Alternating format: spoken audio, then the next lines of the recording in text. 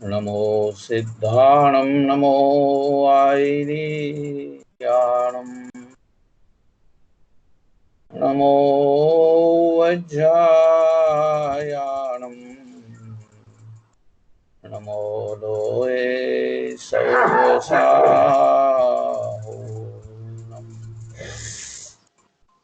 ओंकारं बिन्दुसंयुक्तं नित्यं ध्यायन्ति योगिनः कामदं मोक्षदं चैव ओंकाराय नमो नमः। मंगलं भगवान् वीरो मंगलं गौतमो गणी मंगलं कुन्दकुन्दाद्यो जैन धर्मोऽस्तु मंगलम् सर्वमंगलमांगल्यं सर्वकल्याणकारकं प्रधानं सर्वधर्माणां जैनं जयतु शासनं जैनं जयतु शासनं जैनं जयतु शासनम् भक्तामरप्रणतमौलिमणिप्रभाणा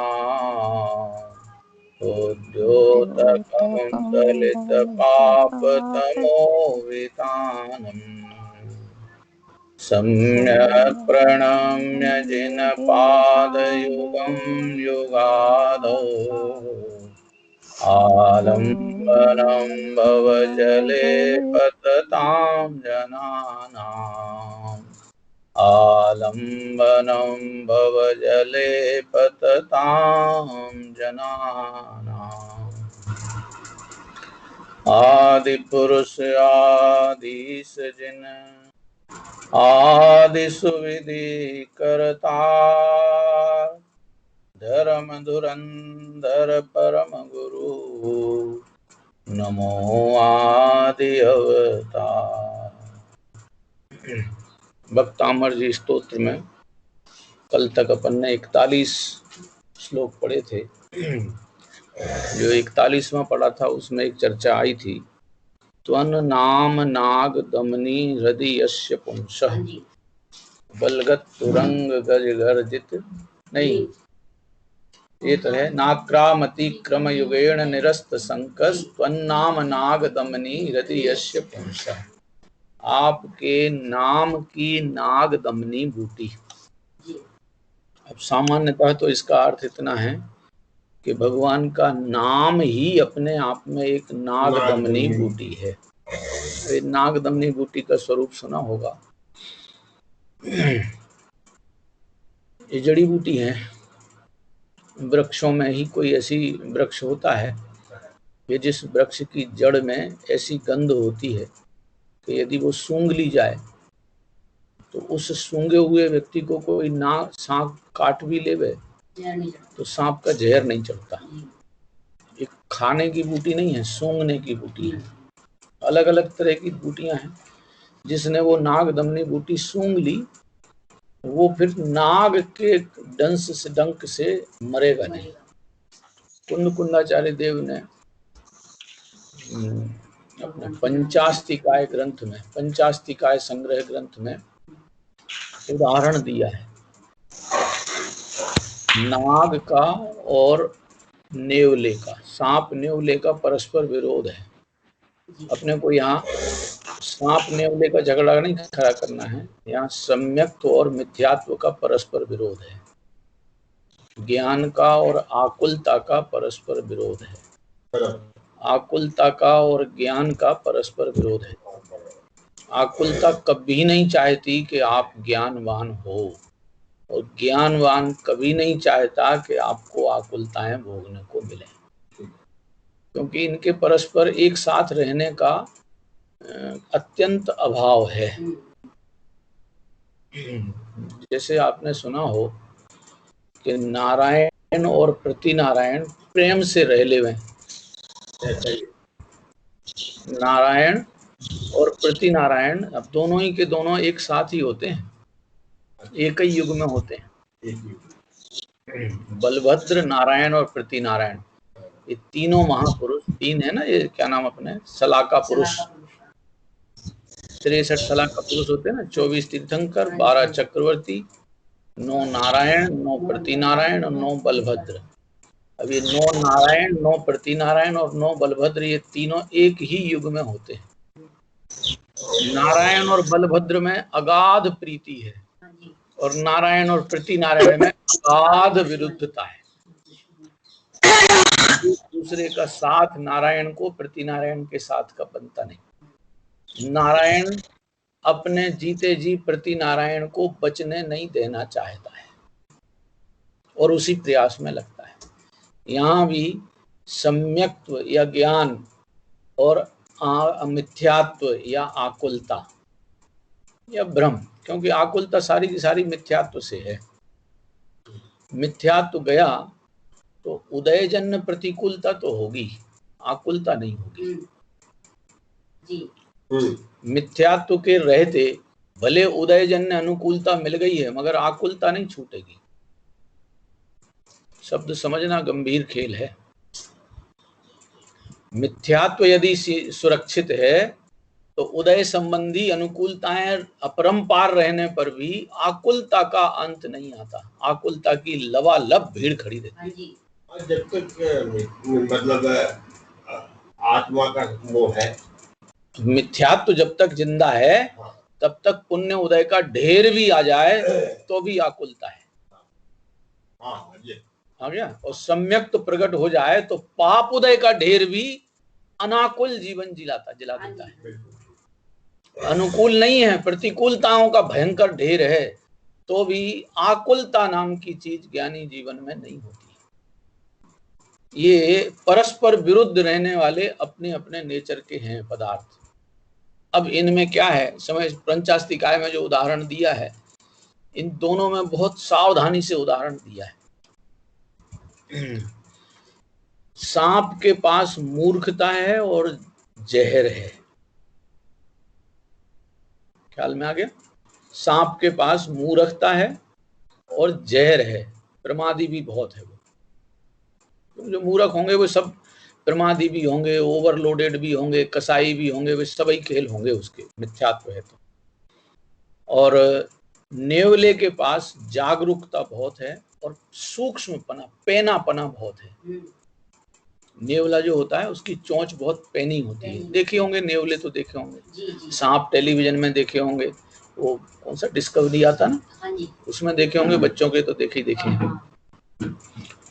सांप को ये कतई मंजूर नहीं है कि नेवले मेरे इर्द गिर्द घूमे,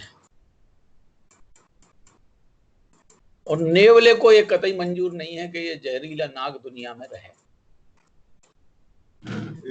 एक दूसरे के परस्पर विरुद्ध हैं। इनका दोनों का परस्पर 36 का आंकड़ा है। ख्याल में आ रहा है ना? तो अब ये नेवला क्या करता है, सांप को छेड़ता है, सांप को पीछे से पूंछ की तरफ से चोंच मारता है। अब जैसे ही वो चोंच मारेगा कि सांप तिल मिला जाएगा। अब तिल मिला के वो अपना डंक मारने के लिए नेवले को लपेटना चाहता है, बड़े जल्दी लपेटा बनाता है। नेवले की जिंदा दिली इसी में है कि वो बार बार उसको चोट मारता जाएगा और वो बार बार उसे डंक मारने की कोशिश में लगा रहेगा। अब वो एक चोट मार के नेवला भागता है, भागते भागते सांप उसका पीछा करता है, भागते भागते फिर बीच में वो सांप अलसा जाता है, रुक जाता है, पीछे से दौड़ करके नेवला फिर दोबारा चोट मारता है और आगे भाग लेता है। अब वो कब तक भागता है कि जब तक उसको नाग दमनी बूटी सूंघने को ना मिल जाए। अब क्या है कि नाग दमनी बूटी सूंघने को मिल गई, जैसे ही वो सूंघी, अब उसमें इतनी पावर आ गई अंतर से, किसमें, नेवले में इतनी पावर आ गई कि वो सांप को और लंबी चोट मारने लग जाता है, बड़ी चोट मारने लग जाता है। सांप घायल, मरता क्या ना करता वाली पोजीशन में वो फिर डंक मारने की कोशिश, कभी कभी डंक मार भी देता है, मगर क्योंकि नाग दमनी बूटी सूंघ रखी है इसलिए उस पर नाग का जहर नहीं चढ़ता और वो नेवला फिर तो अपनी चोंचों के प्रवाह से और भार से, चोंचों की चोट से आखिरकार नाग को नष्ट कर देता है। वहां तो नाग की हत्या का उदाहरण है। समझना यहाँ ये है कि आत्म स्वरूप की अनुभूति वाला जो परिणाम है सम्यक्त्व का, उस सम्यक्त्व को मिथ्यात्व का साथ कतई मंजूर नहीं है। मोहनीय कर्म का उदय रहे उसको तकलीफ नहीं है, मगर स्वयं उसके प्रभाव में आने की उसको बिल्कुल माने मूर्खता करने का खेल नहीं होता। सम्यक्त्व माने मूर्खता का काम ही नहीं है। तो ऐसा सम्यक्त्व का परिणाम उस मोहनीय कर्म को बार बार चोट मार के, अभी अपन ने जो सुने हैं लब्धियां प्रकरण सुने थे अपन ने, क्षयोपशम लब्धि, विशुद्धि लब्धि, देशना लब्धि, प्रायोग लब्धि और फिर करण लब्धि। वो करण लब्धि में क्या होता है? करण लब्धि पे मोह पे बिल्कुल भयंकर चोट मारी जाती है। वो तिल मिला के भिन्न भिना के जब हमने अपने को ज्ञान स्वरूप आत्मा देख लिया, सबसे भिन्न देख लिया और अपने में मग्न होने को पुरुषार्थी हो गए, तो फिर अब उस नाग के बस की बिल्कुल नहीं रहा और वो अपना कुनवा लेके चला जाता है। आ गया नाग दमनी बूटी। एक तो हो गई नाम की नाग दमनी बूटी, ये भक्ति के प्रकरण में आदिनाथ भगवान के नाम की नाग दमनी बूटी, और रहस्य स्वरूप में सम्यक दर्शन नाम की नाग दमनी बूटी जिसने पाली, अब उसके ऊपर मोह और मिथ्यात्व इत्यादि खोटे कर्मों का असर अपने ऊपर नहीं आ पाएगा। और यही जीव नाग दमनी बूटी के दम पे, माने सम्यक दर्शन के दम पे, यह जीव स्वयं सिद्धत्व को पाने का अधिकारी हो जाता है। ये नाग दमनी बूटी का स्वरूप अपन ने 41 नंबर श्लोक में भगवान के गुणस्मरण की नाग दमनी जिसके चित्त में आ गई, अब उसको इस विश्व की किसी भी परिस्थिति में कोई भय पीड़ित नहीं करता है। भय के प्रसंग तो सब आएंगे, भयाकुलितता के प्रसंग तो सारे आएंगे, पर भयाकुलित होने का काम यह ज्ञानी या भगवत भक्त के चित्त में नहीं होता है। देखो, ज्ञानी भयों के प्रसंगों को नहीं टालता, भय का प्रसंग रहे तो भी भयाकुलित नहीं होता। अभी एक घटना मैंने लव कुश की कहानी में कल ही देखी, कल या परसों आई थी लव कुश के प्रसंग में, कि वे लव कुश कहीं बैठ करके वो करते थे, क्या बोलते, ध्यान व्यान करते थे, कुछ उनका साधना वादना के नाम पे करते थे। दोनों के दोनों एक साथ बैठे, कुंवर हैं जरा जरा से, 10 12 साल के होंगे, अभी ज्यादा बड़े नहीं हुए, 15 के हो गए होंगे, अधिक से 15 के भी नहीं है, अभी मूछें नहीं आई हैं, 10 12 के छोटे बच्चे हैं। तो वे दोनों के दोनों बैठते हैं। अब जहां वे बैठे हैं पेड़ के किनारे, नदी का किनारा, पेड़ का किनारा, वहां पेड़ में से एक नाग महाराज ऐसे ऐसे फंकारते हैं और वे दोनों के दोनों बैठे चले गए। गुरुजी को ये मालूम था कि उस पेड़ की जड़ में सांप का बिल है, तो गुरुजी ने अपने शिष्य से जाके कहा कि तुम जाओ और उस नाग से कहो, उनके यहाँ तो पता नहीं किस किस रूप में कौन कौन क्या है, उनसे कहा कि तुम नाग देवता से कहो कि तुम अपना मकान दूसरी जगह बना लो। हाँ जी, दूसरी जगह तुम अपना मकान, अपना बिल दूसरी जगह बना लो और तुम दूसरी जगह चले जाओ, क्योंकि हमारे ये छोटे छोटे बालक आपके इधर इर्द गिर्द करेंगे ध्यान, कहीं आपको तकलीफ ना हो और आपके कारण ये भयाकुलित ना हो जाए। तो वो उनके गुरुजी के शिष्य आए सामने और वे नाग महोदय को बुलाया, तो वो सांप के बाहर से निकलता हुआ आया और ऐसा फुफकार मार के खड़ा हो गया। वो गुरुजी के शिष्य कहते हैं कि आप अपना स्थान बदल लो। तो वे दोनों पीछे से आ रहे थे, दोनों छोकरे लव कुश दोनों, उनने आके कहा क्यों इन्हें परेशान करते हो, किन्हें, इनको इनका मकान बदलने के लिए क्यों बाध्य करते हो, इनको रहने दो ना। बोले तुम्हें डर लगेगा। अरे वो काहे का डर, हमने कोई इनसे दुश्मनी ला दी हो, हमने कोई इन्हें चोट पहुंचाई हो, या हमारा कोई पुराना इनके साथ दुश्मनी का भाव रहा हो तो हमें डरने का मामला और लड़ने का प्रसंग बनता।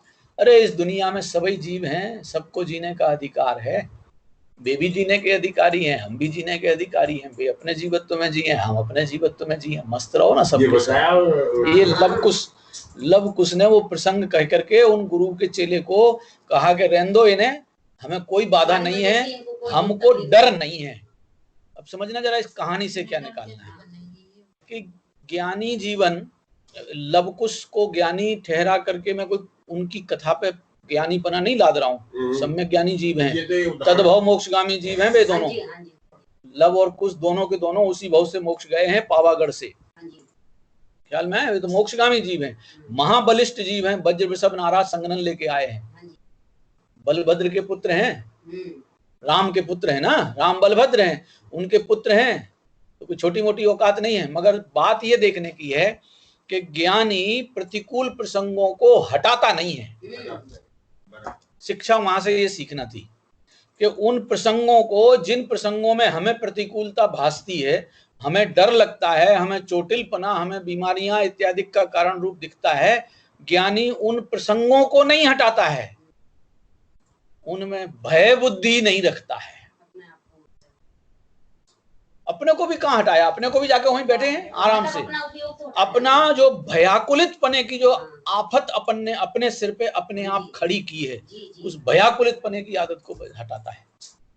अब ये प्रेरणा, ये आसान, ये तो जब तक अपन इस तत्व ज्ञान की लाइन में नहीं आएंगे तब तक वो स्थिति नहीं समझ आएगी। कहानी तो पढ़ जाएंगे कि उनने बच्चों से कहा कि सांप को मत, सब बच्चों ने कहा कि सांप को मत भगाओ। समझना ये है उनके हर एक डायलॉग कि ज्ञानी का जो जीवन है, उस जीवन में प्रसंगों को, परिस्थितियों को बदलने का कोई अभिप्राय नहीं है। कोई अभिप्राय परिस्थिति को बदलने का नहीं है। उसी परिस्थिति में हम आकुलित न हो, हम सहजता का जीवन जीते रहें, हम आनंदमयी जीवन जीते रहें, इस पुरुषार्थ में ज्ञानी अपनी बुद्धि लगाता है। और अपनी आदत ये हो गई कि प्रतिकूल प्रसंग आवे तो उस प्रतिकूल प्रसंग को भगाने के लिए भगवान के पास पहुंचने को लग जाते हैं। तभी ये 44-45 नंबर के श्लोक हमें कुछ अतिशयकारी लगने लग जाते हैं। समझ में आया कितना खोटा अभिप्राय। ये प्रेरणा लेने लायक है कथाओं से। कथाएं इसलिए आई हमारे यहाँ, पुराण पुरुषों की कथाएं इसलिए जनवाणी में आई हैं क्योंकि उनसे ये प्रेरणा सीखना है कि हम परिस्थितियों को बदलने के लिए नहीं, उसी परिस्थिति में अपनी मनस्थिति चेंज करने का हिसाब किताब बना लो। परिस्थिति बदलना किसी के बस की बात नहीं है, और उसी परिस्थिति में मनस्थिति बदल के जी लेना, ये ज्ञानी जीवन सबके बस की बात है। अब जो सबके बस की बात है उसमें तो अपन माथा लगाएंगे नहीं, परिस्थितियां बदलने के मूड में रहती हैं, वो कोई नहीं बदल सकता है। ये न चाहे आदिनाथ हो चाहे अनादिनाथ हो, कोई भी परिस्थिति नहीं बदलेगा। ना आत्मा किसी पुण्य उदय पाप उदय की परिस्थिति को बदलेगा, और ना परमात्मा किसी पुण्य उदय और पाप उदय की परिस्थिति को बदलता है। वे सब आएंगी, उनको बदलने का विकल्प ही नहीं है। क्यों? क्योंकि उनसे मैं सदा काल अप्रभावित, ज्ञाता दृष्टा, अनादि अनंत चेतन बना रहता हूं। इस बलिष्ठता में यह जीव उन परिस्थितियों के काल में भी जीत जाता है। अब देखो, इतने पुराण पुरुषों के उदाहरण हैं जिनका पार नहीं है। तीर्थंकरों में ले तो पारसनाथ भगवान के सामने परिस्थिति आई मुनिराज अवस्था में। भगवान पने में तो कोई परिस्थिति अदला बदली की जरूरत भी नहीं पड़ती, और न ऐसी कोई पाप उदय की प्रतिकूल परिस्थिति उनके सामने आती है। जब तक वे छद्मस्त दशा में हैं तब तक परिस्थितियां आती हैं। उनको बदलने के लिए नहीं, उनको हटाने के लिए नहीं। ना तो वो क्या नाम संवर देव था ना, वो पारसनाथ के सामने नाना जी का जीव कमठ वाला, ना तो संवर देव को कुछ कहने गए और ना उसकी करतूतों को रोकने गए।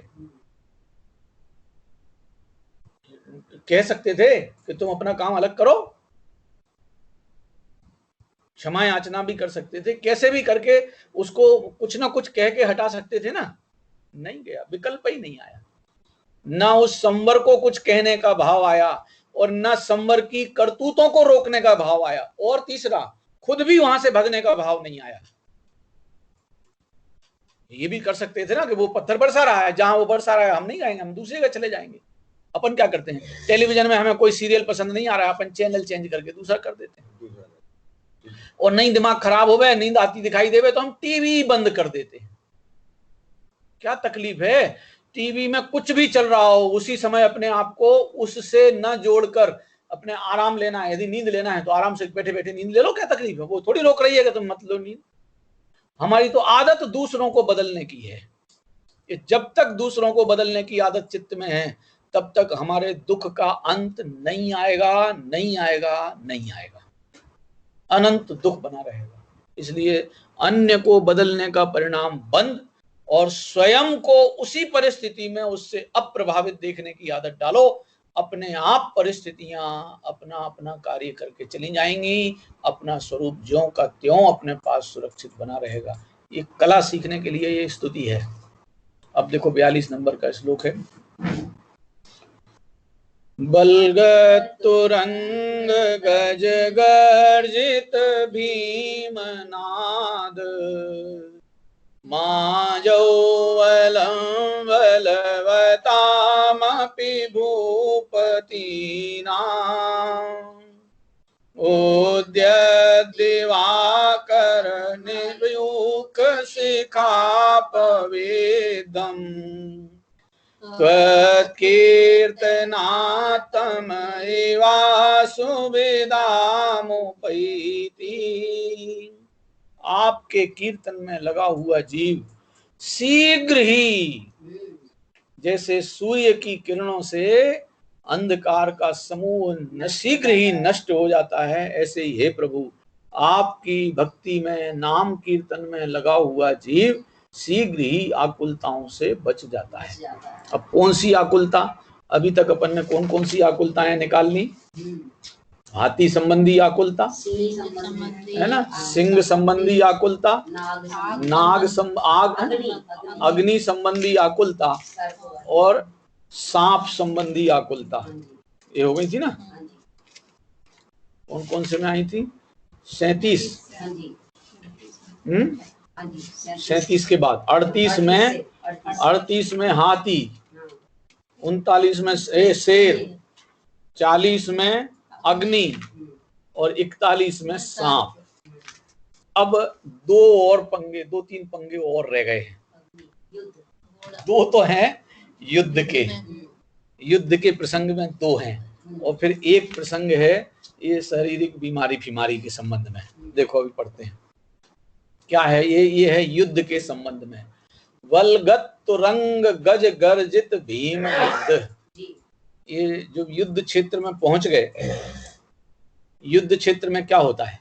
इधर से उन्होंने वो बजाई, क्या बोलते हैं, भेरी, रणभेरी बजाई, वहां से भी रणभेरी बजाई, दोनों ने आपस में रणभेरियां बजा ली। अब जब रणभेरियां बजी तो घोड़े हिनहिनाने लग जाते हैं। बलगत तुरंग, आगे ख्याल में, घोड़े हिनहिनाने लग गए और गज गर्जित भीमनाद, हाथियों के गरजने से भयंकर आवाज चालू हो गई। आगे ख्याल में, बलगत तुरंग गज गर्जित, गज माने हाथी, तुरंग माने घोड़ा, तुरंगों की आवाज, क्या बोलते हैं उसको, हिनहिनाना। जब युद्ध क्षेत्र में जिनको हाथी घोड़ों को ले जाया जाता ना, आदमी कितना चिल्लाएंगे।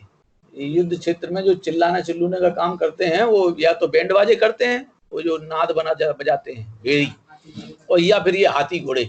जहां ये हाथ घोड़े की चालू हुई, अपने आप उचकते हुए वो घोड़े आ जाते हैं और उसमें देख करके सूरवीर सैनिकों का भी बल अपने आप में बलिष्ठ होता जाता है और हाथी अपने आप क्या बोलते हैं, चिंगाड़ता है। गज गर्जित भीमनाद, भीमनाद माने बेहिसाब आवाज चालू हो गई। आगे भयंकर आवाज चालू हो गई। आजौ बलम बलवतामपि भूपतीनाम, बड़े बड़े पराक्रमी राजाओं का, बलवताम माने सूर साहसी बलवान, बड़े बड़े संग्राम में राजाओं का और घोड़ों का, उछलते हाथियों का उछलते हुए घोड़े और हाथियों का भयानक शब्द युक्त सैन्य समूह भी आ गया हो, सामने आ गया हो, तो आपके ऐसे राजाओं के सामने आने पर उद्यत दिवाकर मयूख शिखा पविद्धम, जैसे उदित होते हुए, उद्यत दिवाकर, उद्यत माने उगते हुए, दिवाकर माने सूर्य की किरणों के द्वारा जो घेरा गया, क्या घेर लिया गया, पविद्धम माने जिसको नाश कर दिया जाता है, किसका, तमह इव, त्वत्कीर्तनात्म इव, तम माने अंधकार के समान। हे प्रभु आपके कीर्तन मात्र से ही वह विदाम उपैति, नष्ट भ्रष्ट हो जाता है। माने जो आपके कीर्तन में लगा हुआ है, ऐसे समक्ष, ऐसे कीर्तन करते वाले के समक्ष यदि युद्ध क्षेत्र में राजाओं की भयंकर चिल्लाहट चल रही हो, बड़ी बड़ी सूरवीर सेनाएं सामने आ गई हों, हाथी घोड़े चिंगाड़ और दहन गिनगिना रहे हों, इन सब की आवाज के सामने आने पर भी आपके भक्त को किसी तरह का कोई भय उत्पन्न नहीं होता। जी। चित्त में भय पैदा नहीं होता। आ जाने दो ना, क्या तकलीफ है।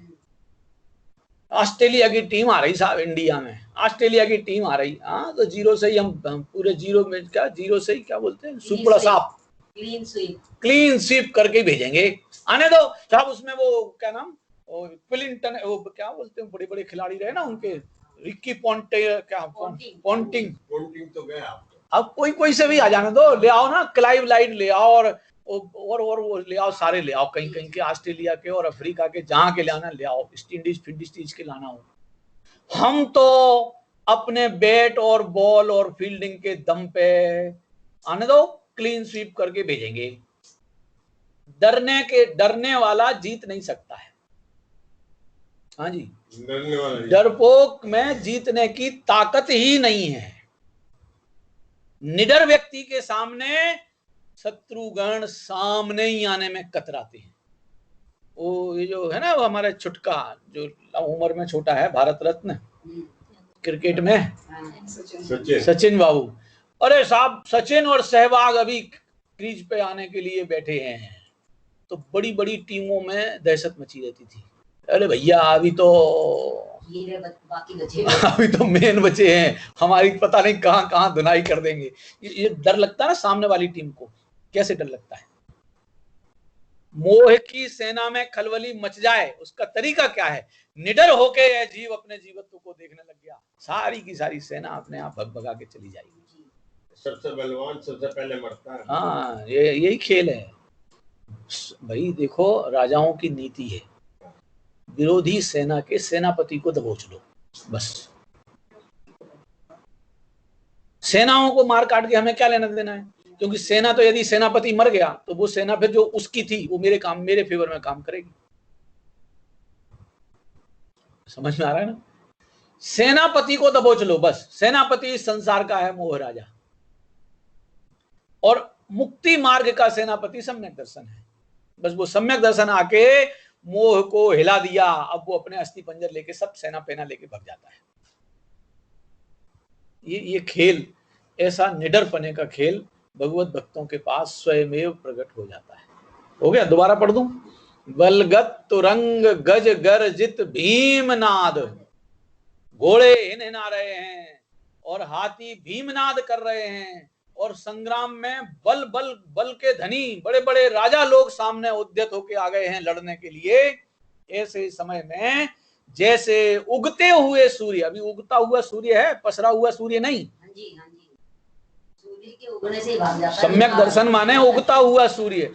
उगते हुए सूर्य के सामने ही ये उसकी किरणें जहां जरा सी फैली कि जितना मोह का अंधकार रूप जो कुछ भी पसरा फसराया था, वो सब अपना बोरिया बिस्तर समेट के भाग लेता है।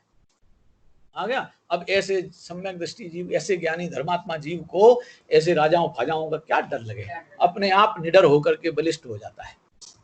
अब हिंदी पढ़ लो।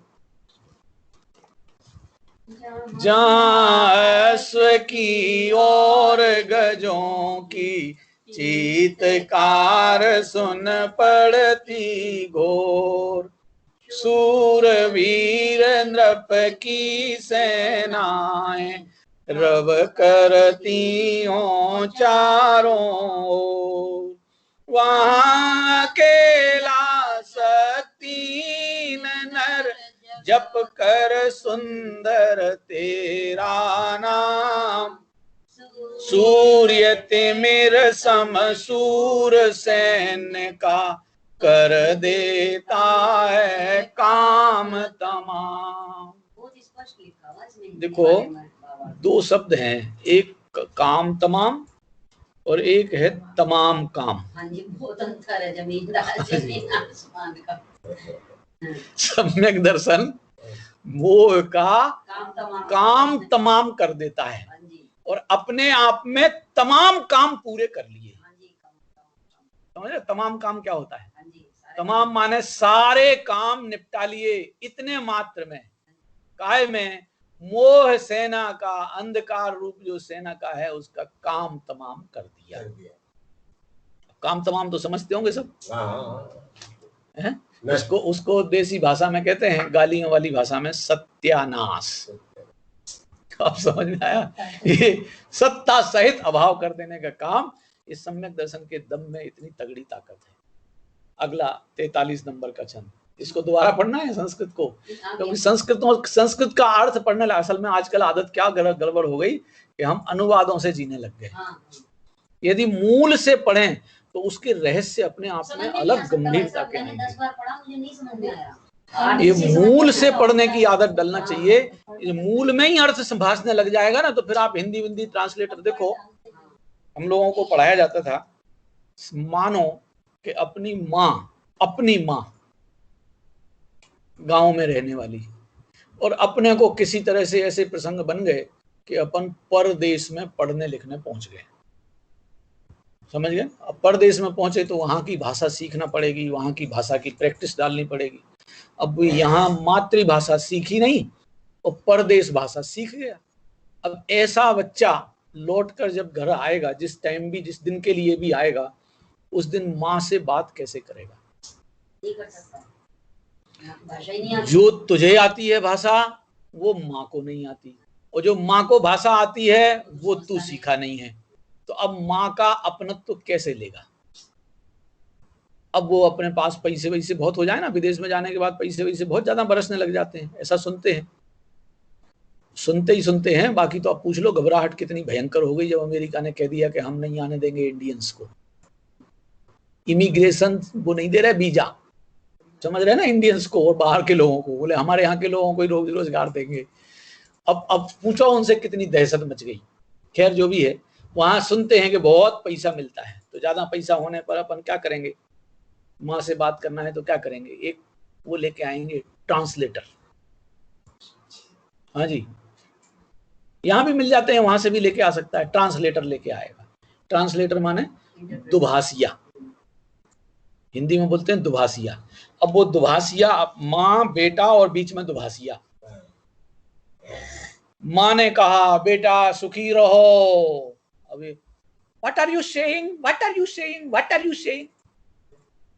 तो वो दुभाषिया कहेगा your mother is saying that you always, क्या बोलते हैं, happy, be happy, be happy. Oh, I am also saying you can also happy, happy, happy. अब वो मम्मी क्या कहेगी? ये समझ में आ रहा है क्यों कह रहा हूं मैं ये उदाहरण? हमारी जिनवाणी माँ, और हमने भाषाओं के ट्रांसलेटर खड़े कर करके, हम जैसे पंडितों को बीच में खड़े कर करके माँ से मिलने की कोशिश करी। तो भैया माँ का आवाज जवाब तो हो सकता है कदाचित ट्रांसलेटरों के दम पे आपको मिल जाए, मगर जो माँ का अपनत्व है, लाड़लापन है, माँ का जो स्नेह है, वात्सल्य है, वो तो भैया जब तक मातृभाषा नहीं सीखोगे तब तक नहीं मिलेगा। मैं इसी कोशिश में बार बार ये संस्कृत के पढ़ के सुनाता हूँ कि हम जैसे पंडित दलालों की जरूरत आपको ना पड़े।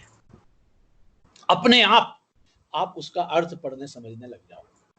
देखो कितना सरलता से आपको एक एक अक्षर सामने आ रहा है।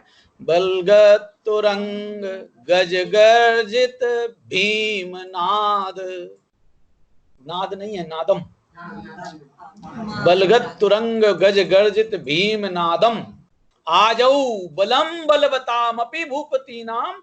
आज आओ, सूर सेना आ गई, बड़े बड़े राजा लोगों की सेना लेके आ गए। उद्यत दिवाकर, उगता हुआ दिवाकर सूर्य, मयूख शिखा पविद्दम, उसकी किरणें फैली कि उस शिखाओं से, उस किरणों के फैलने से त्वत्कीर्तना तम इव, वह जैसे सूर्य की किरणों के आने मात्र से ही तम के समान, अंधकार के समान आपके कीर्तन से सारा का सारा भय स्वयमेव दूर हो जाता है। आपके कीर्तन करने वाले के भय दूर हो जाते हैं। अगला 43 नंबर का छंद। आज कोर्स लंबा है ना, टाइम कम है, कुंताग्र भिन्न गज शोणित वारिवाह वेगावतार तरणातुर योध भीमे युद्धे जयं विजित दुर्जय जेय पक्षा त्वत्पाद पंकज वना श्रयणो लभन्ते कुंताग्र भिन्न गज शोणित वारिवाह। कुंता माने वो भाले, नोके होते ना, नोके वाले भाले वाले, उनसे हाथियों के मस्तक जिनने भालों की नोक से नष्ट कर डाले हैं। कुंताग्र माने भाले की नोक से, भिन्न माने अलग अलग कर दिए हैं, छत विक्षत कर दिए हैं। गज शोणित वारिवाह, गज के मस्तक छिन्न भिन्न कर दिए हैं। उससे क्या हुआ? शोणित, शोणित माने खून, वारिवाह माने वो नदी की तरह बहने लग गया, खून की नदी जैसी बहने लग गई हो, ऐसे मस्तक विदारण कर दिए हो। ऐसे वेगावतार तरणातुर योध भीमे, ऐसे खून से भरे हुए माने रक्त रूपी जल प्रवाह को उतरने और तैरने में जो समर्थ हैं, ऐसे योध भीमे, युद्ध भूमि में योधा लोग, ऐसे भयानक युद्ध में, युद्धे त्वत्पाद पंकज बनाश्रयिण, आपके चरण रूपी कमल का, पंकज माने कमल, आपके पाज माने चरण, पंकज माने कमल, चरण कमल के वनाश्रयिण, उनके नजदीक आके रहने वालों को, विजित दुर्जय जेय पक्षा, शत्रु पक्ष के दुर्जय सैनिकों को जीतने में, विजय प्राप्त करने में देर नहीं लगती। जयंते जयंती लभते, क्या है? श्रयण तत्पाद पंकज बना श्रयणो लभन्ते विजितम। ऐसे युद्ध में जीतने के लिए महान सूर सामर्थ्य प्रकट हो जाती है। किनको? जो आपकी भक्ति में त्वत्पाद पंकज बना श्रयणो, आपके चरण कमल की आश्रय लेने वाले जीवों को युद्ध के महाविस्तृत क्षेत्र में, जिस क्षेत्र में कौन क्या भालों की नोक से हाथियों के मस्तक भी छिन्न भिन्न कर करके उनका खून से मानो खून की नदियां बहा दी गई हों, ऐसे युद्ध क्षेत्र में भी आपके भक्त को भय नहीं लगता और वह विजय को प्राप्त कर लेता है।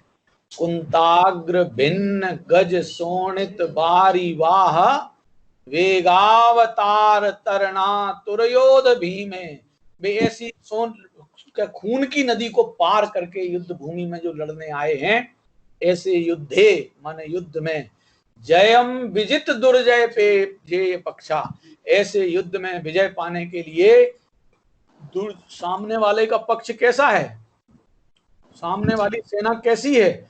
दुर्जय जय, दुर्जय जय माने जिसको जीतना बहुत भारी पड़ता है।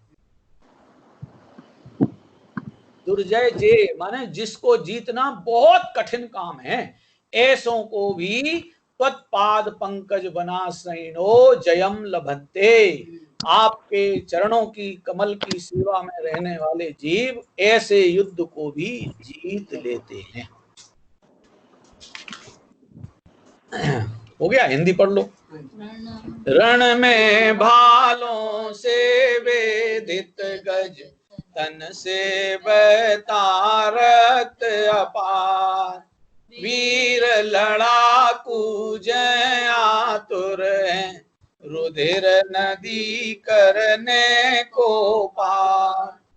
भक्त तुम्हारा हो निराश लख हरि सेना दुर्जय रो, तब पादार विंद पास जय पाता उपहार स्वरूप।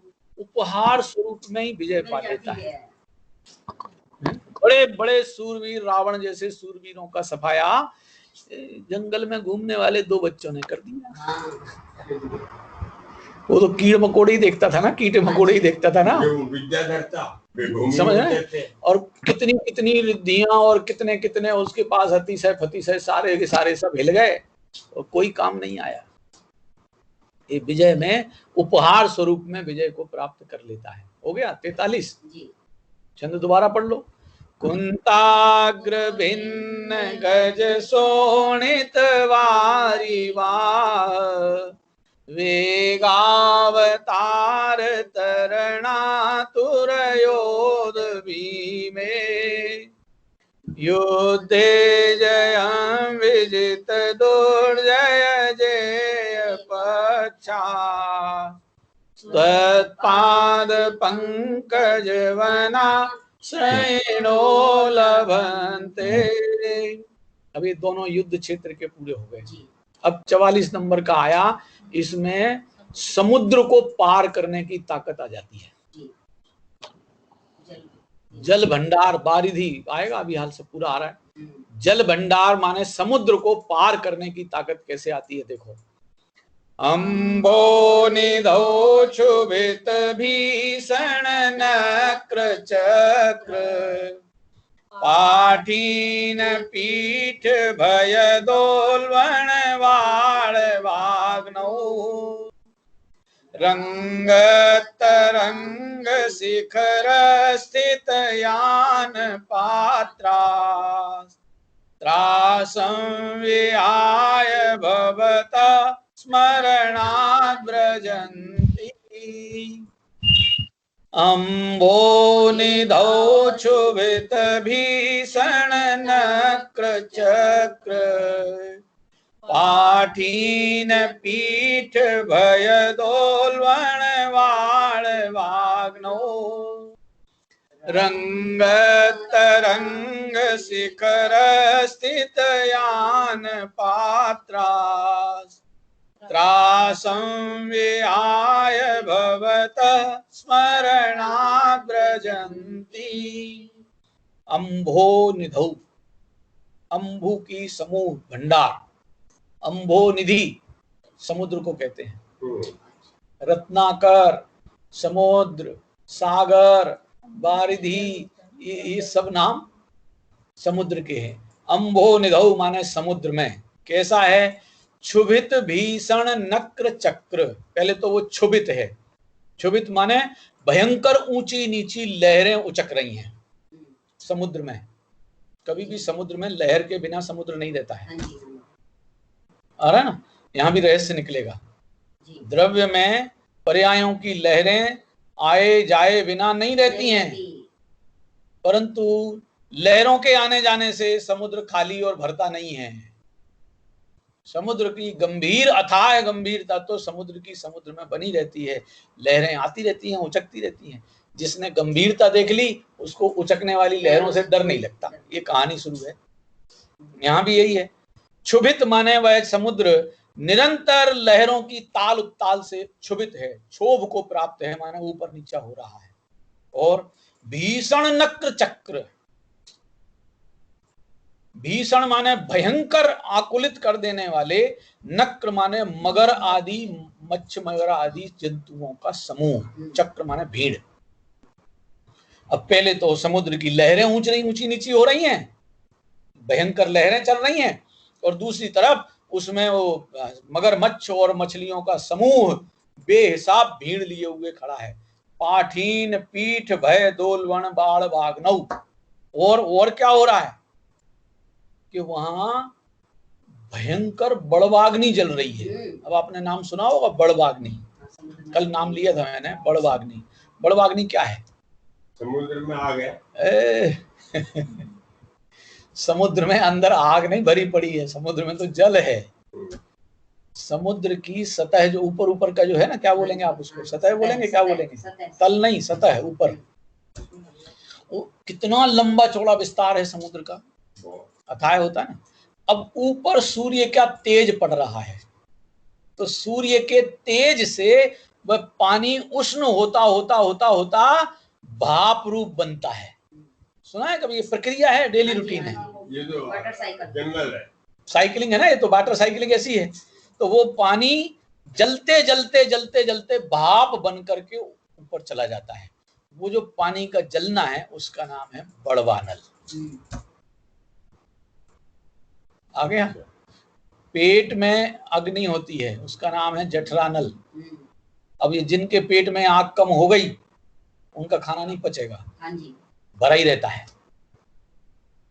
आ गया? इसलिए उद्दीप्त करते हैं, ये वैद्यों से पूछो, ये अग्नि उद्दीप्त करते हैं, अग्नि को उकसाते हैं, जलाते हैं। और अब अपन क्या करते हैं, खाया पिया गरम गरम खाना, और फिर फ्रीज में से वो, फ्रीज में एक और सिस्टम होता है ना, क्या बोलते हैं उसको, चिल्लर, पानी पी लिया, चिल्लर में रखा हुआ, चिल्लर बोलते हैं, चिल्लर, चिल्लर स्पेलिंग तो डबल एल से है ना, डबल एल है ना, तो चिल्लर होना चाहिए ना।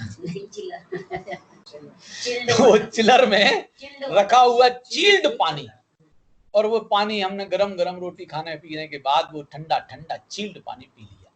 केवल स्पर्शन इंद्रिय की लोलुपता पूरी होती है उस चिल्लर पानी से, बाकी तो पूरा का पूरा पेट में जो कुछ अग्नि जल रही थी उसको भड़का बुझाने का काम करता है वो ठंडा पानी। इसलिए अब यदि चाइना जैसे लोगों को भी देखो, चाइनीज लोगों को, जापानीज लोगों के भी यदि रूटीन देखो, तो वो खाने के टाइम पे पहले तो पानी पीते नहीं है, और यदि मान लो लग भी रही है प्यास तो गरम गरम चाय की चुस्कियों जैसा पानी पीते हैं भाई साहब।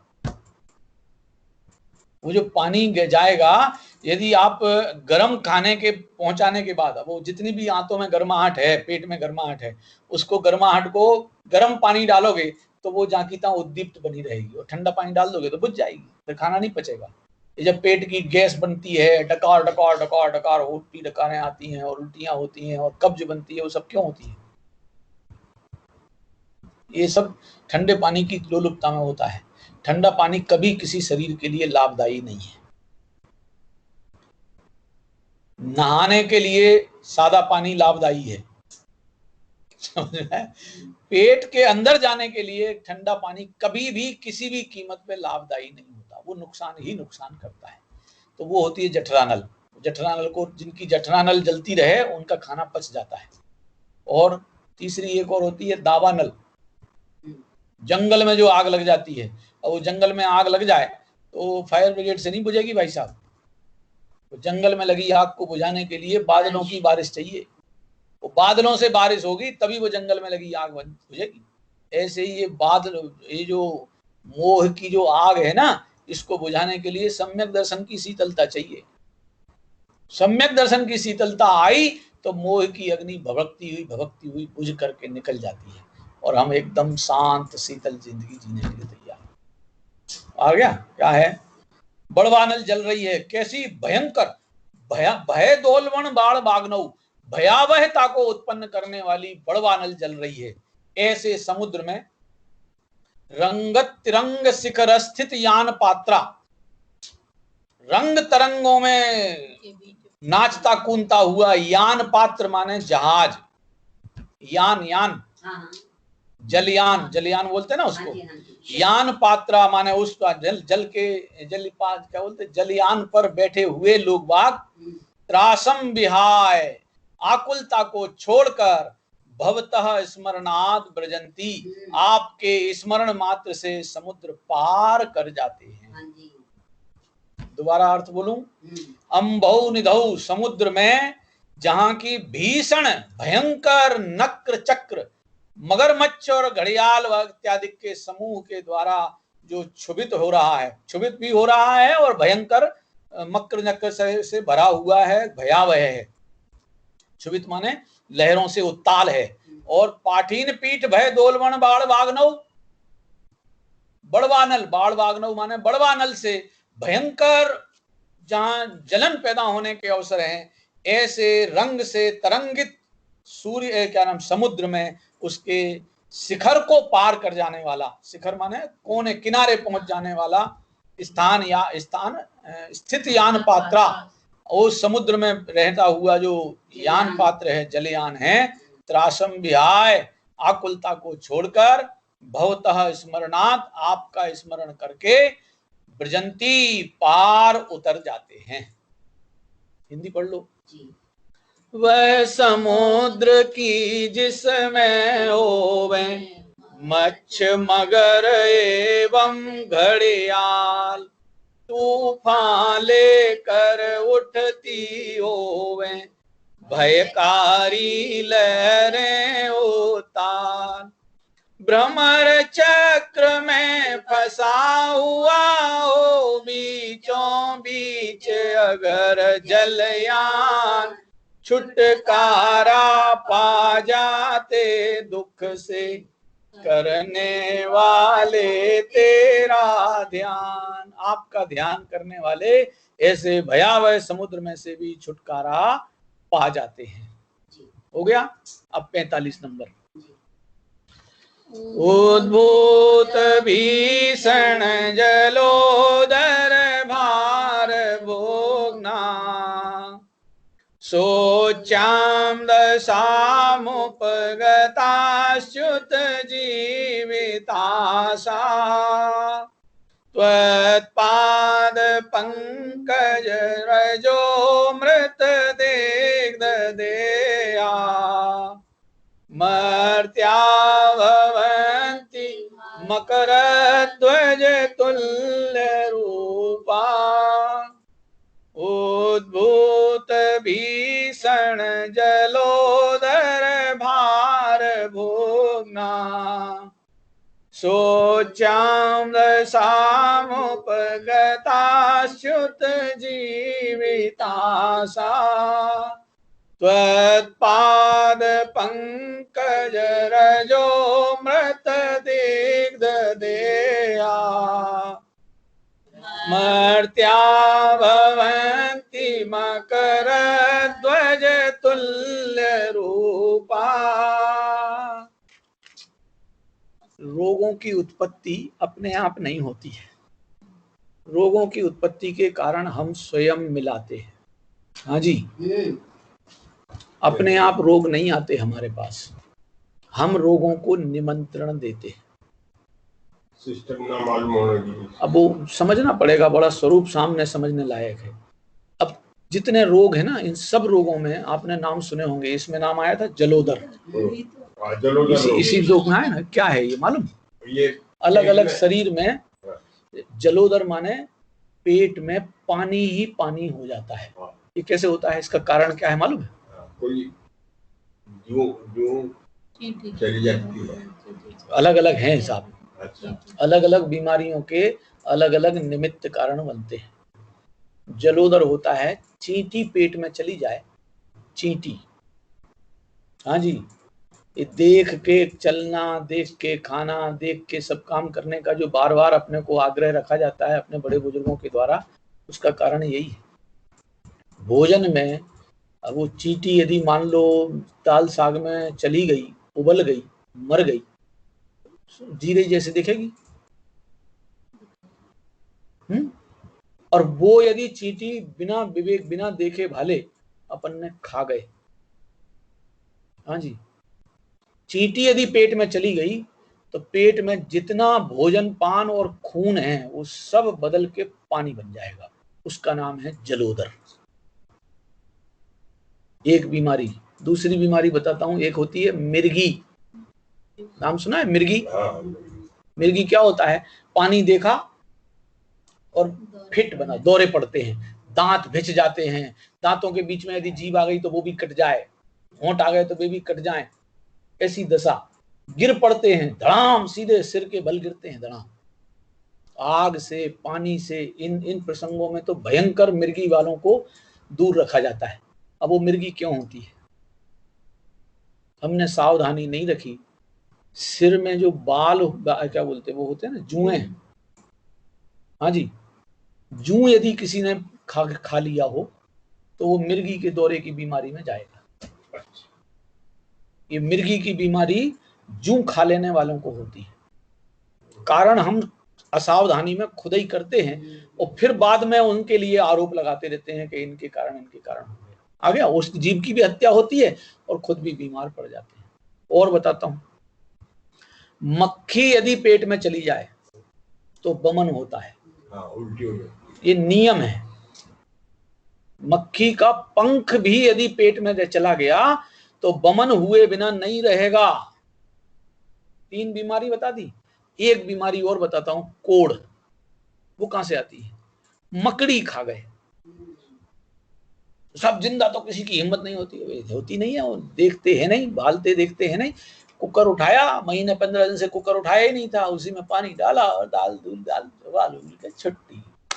हमें पता ही नहीं है कि उसमें अंदर ये मकड़ी जो होती है ना, ये सम्मूर्छन होते हैं, सम्मूर्छन होते हैं। हाँ जी, 1 इंद्री, 2 इंद्री, 3 इंद्री, 4 इंद्री, ये विकलत्र जीव सम्मूर्छन होते हैं। कहीं भी पैदा हो जाते हैं, वातावरण मिलता है और जन्म ले लेते हैं। अब हमने सफाई नहीं की और उसी में दाल उबाल के धर दी। अब वो दाल उबली हुई में सब मकड़ी के जाले, और यदि मकड़ी का जीव भी होगा तो वे भी मरमरा के उबल उबलू के और हमारे स्वाद में पहुंच जाते हैं, और हमने तो विवेक रखा नहीं। अब उसका दंड ये होता है कि शरीर में कोढ़ की बीमारी पैदा हो जाती है। ये शारीरिक रोगों के लिए भी आप पूछ लो, वैद्यों से भी पूछ लो।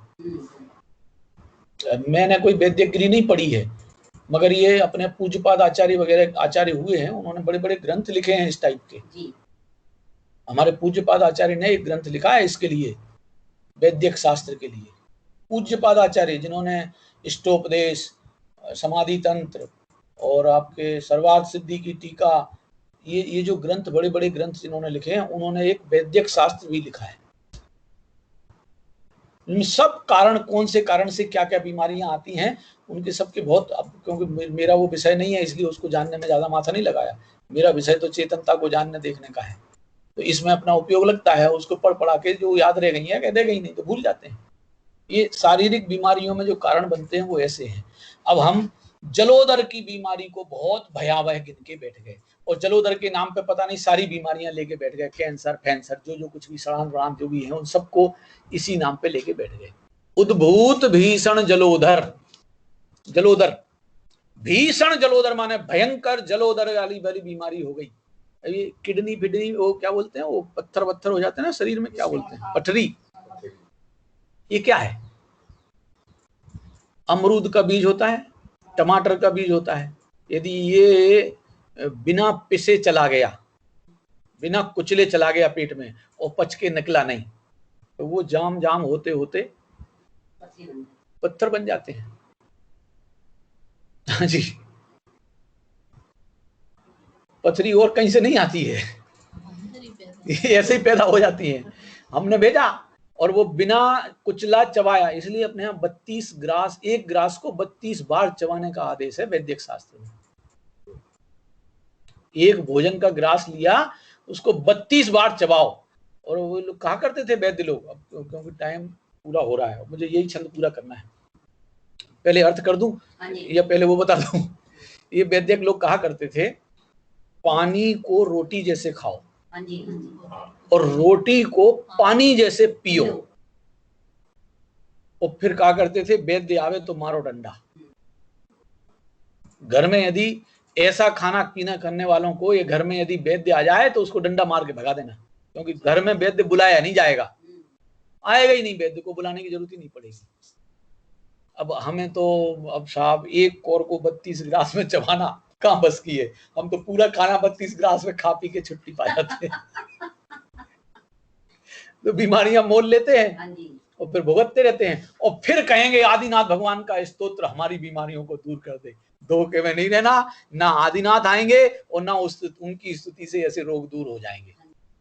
रोग दूर होंगे उसका कारण प्रॉपर चाहिए। ये आशीर्वाद फाशीर्वादों से रोग वोग नहीं जाते हैं, समझ में आया ना?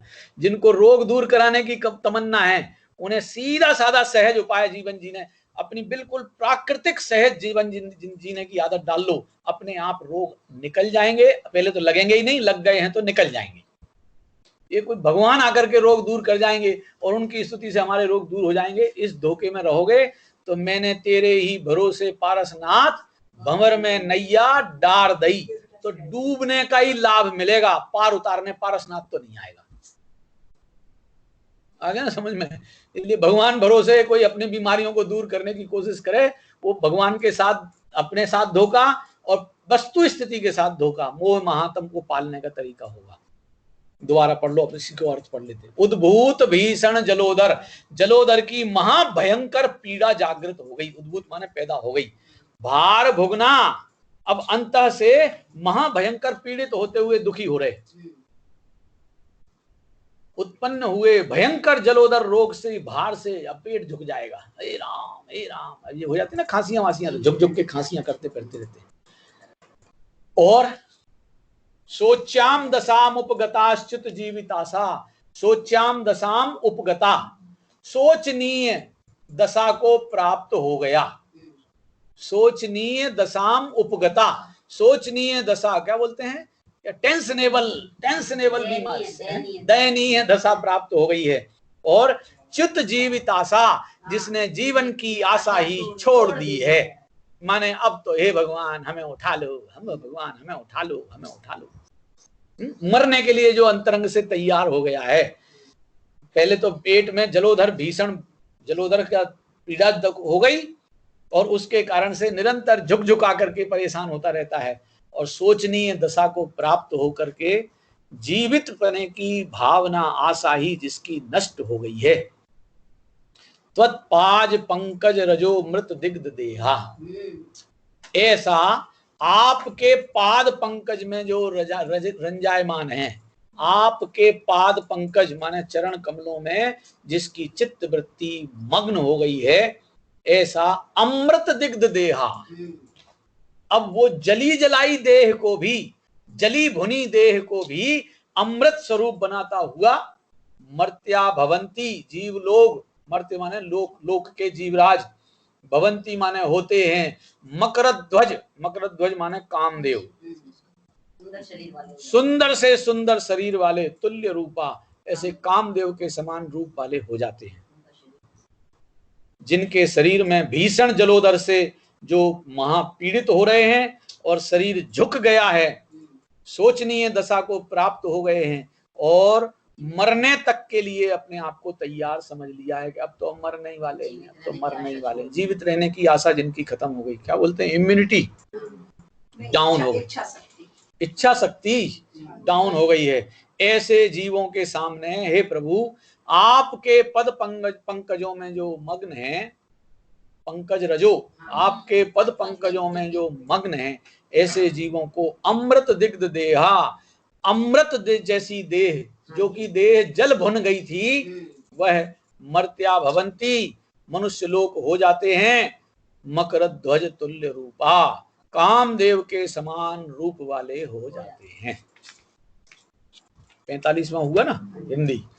असहनीय उत्पन्न हुआ हो विकट जलोदर पीड़ा भार, जीने की आशा छोड़ी हो देख दशा दयनीय अपार, ऐसे व्याकुल मानव पाकर तेरी पद रज संजीवन, स्वास्थ्य लाभ कर बनता उसका कामदेव सा सुंदर तन, कामदेव जैसा सुंदर शरीर उसका हो जाता है। ये सब भक्ति के प्रभाव में स्वयमेव होने वाले कार्य हैं। श्लोक पढ़ के पूरा कर देते हैं दोबारा। उद्भूत भीषण जलोदर भार भोगना, सोच्याम दशामुपगताश्च्युत जीविताशा, त्वत्पाद पंकज रजो मृत दिग्ध देहा, मर्त्या भवन्ति मकर ध्वज तुल्य रूपा। आज की चर्चा यहीं सायंकाल में अपन भक्तामर जी को पूर्ण करने के प्रयास करेंगे।